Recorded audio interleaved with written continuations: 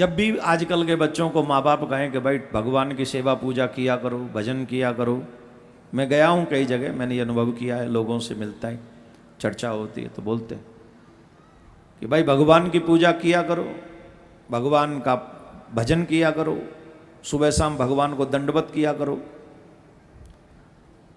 तो बच्चे तुरंत से ये प्रश्न करते हैं, भगवान किसी ने देखा है? करते हैं कि नहीं? किस किस के घर में ये समस्या है कि तुरंत कहते हैं हु हैज सीन गॉड? जो 4 क्लास पढ़ जाए या नालायक बच्चों का संग कर ले वो जरूर पूछता है इस बात को।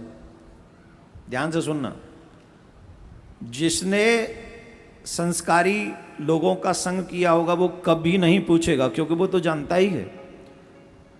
लेकिन जिन्होंने नालायक किस्म के लोगों का, एक्टर और एक्ट्रेस का प्रभाव जिनके जीवन में ज़्यादा होता है या ज़्यादा आडंबर करने वाले लोगों का, उनको लगता है कि भगवान किसी ने देखा तो है नहीं, ये लोग वैसे ही भगवान की पूजा करते हैं। ये सच नहीं है।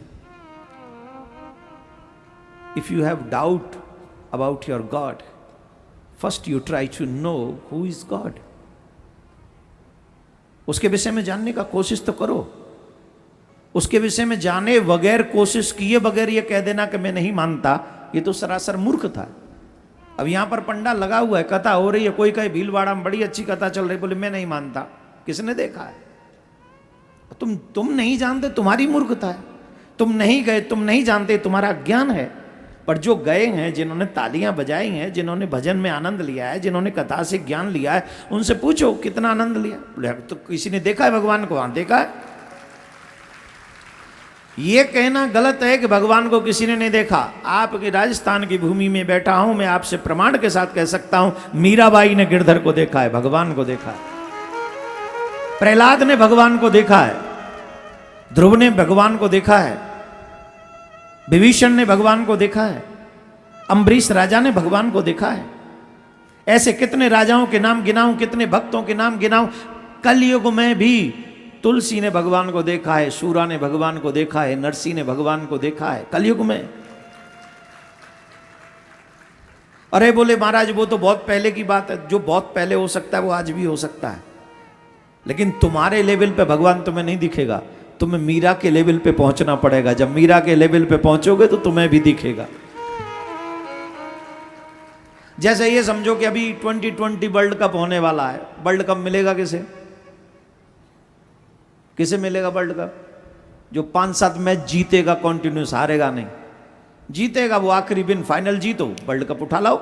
द सेम थिंग, मनुष्य जीवन अगर तुम्हें मिला है, अगर इसमें तुमने हारे नहीं, अपनी इंद्रियों के द्वारा अगर तुम हारे नहीं, अपनी इंद्रियों पर विजय करते रहे, काम पर, क्रोध पर, ईर्ष्या पर, लोभ पर, मोह पर, मैं गारंटी से कहता हूं विश्व कप रूपी परमात्मा तुम्हें इसी जन्म में प्राप्त हो जाएगा। अब हारते रहो काम से, हारते रहो क्रोध से, हारते रहो, सबसे फिसड्डी तुम रह जाओ और ऊपर से कहो कि भगवान नहीं दिखता, चल हट। तुम जैसों को भगवान दिखेगा जो किसी लायक नहीं है। Who has seen God? Then I have one question more, my dear. Who has seen soul? आत्मा किसी ने देखी है? जिसके बल पे तुम कहते हो मैं, वो मैं कौन है? देखा है उसे किसी ने? इसका मतलब वो नहीं है। अगर वो नहीं है तो तेरा भी कोई अस्तित्व नहीं है। जब वो चला जाता है तो कहते हैं ही इज डाइड, मर गया। अरे ये कहां मर गया? हाथ तो यहीं पड़ा है, पैर तो यहीं पड़ा है। ये माइंड जो जिंदगी भर क्रिकेटबाजी करता रहा, आजकल लोग बुद्धिजीवी नहीं, बुद्धिमान नहीं होते। हम एक शब्द कहते हैं, आप लोग सुनेंगे बड़ा अच्छा लगेगा आपको। आजकल बच्चे इंटेलिजेंट हैं। क्या हैं? जोर से बोलो। विवेकवान नहीं है, इंटेलिजेंट तो हैं, नो डाउट।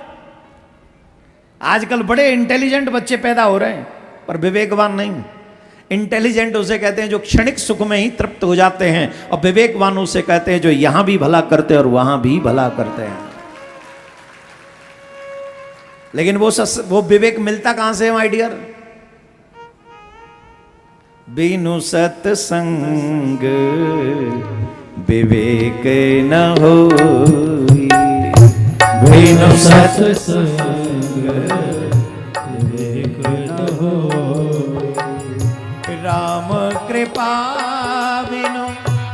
सुलभ न सोई। राम कृपा बिनु सुलभ न सोई। सठ सुध रही सत संगत पाई। सठ सुध रहे सत संगत पाए। पारस परस पारस परस प्रभात सुहाए। युवा जो इंग्लिश मीडियम में पढ़ते हैं, किस किस को भगवान पे डाउट है, संदेह, संशय, जिन जिन को हो हाथ उठाओ, मैं अभी निवारण करूंगा आपका। जिन जिन को संशय है अभी उठाओ इसी कथा पंडाल में, 1 मिनट में निवारण। कथा में आ रहे हो, कोई संशय नहीं, वाह आनंद आ गया। यही कथा काम करती है, सारे संशय का निवारण कर देती है। और विश्व में अगर कोई मुझे कहीं सुन रहा है और किसी के मन में अगर भगवान को लेकर कोई संदेह है, तो उनको मानस की ये चौपाई याद कर लेनी चाहिए। तब ही हो सब संशय भंगा।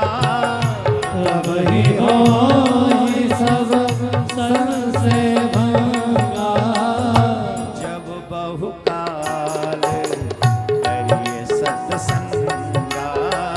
जब बहुकाल करिए सत्संगा। राम ही केवल प्रेम प्यारा। राम ही केवल प्रेम प्यारा। जान ले जो जान निहारा। जान ले जो जान निहारा।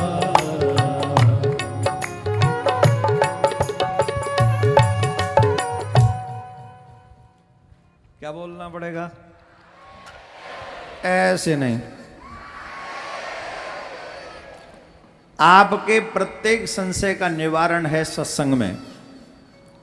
ऐसे लोग हमें बहुत मिले जिन्होंने ये कहा कि महाराज हमारे मन में जो प्रश्न होता है उसका उत्तर कथा से प्राप्त हो जाता है बिना प्रश्न किए। अब ऐसे बच्चे तो समझेंगे नहीं, बोले महाराज अपनी कथा में भीड़ बढ़वाना चाह रहे हैं इसलिए इस चक्कर में है कि यही कथा में आया करो तुम्हारे संशय मिट जाएंगे। इसका मेरे पास एक और आंसर है।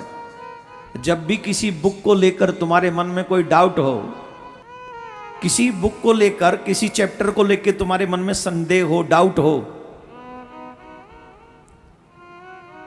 तो क्या करते हो तुम?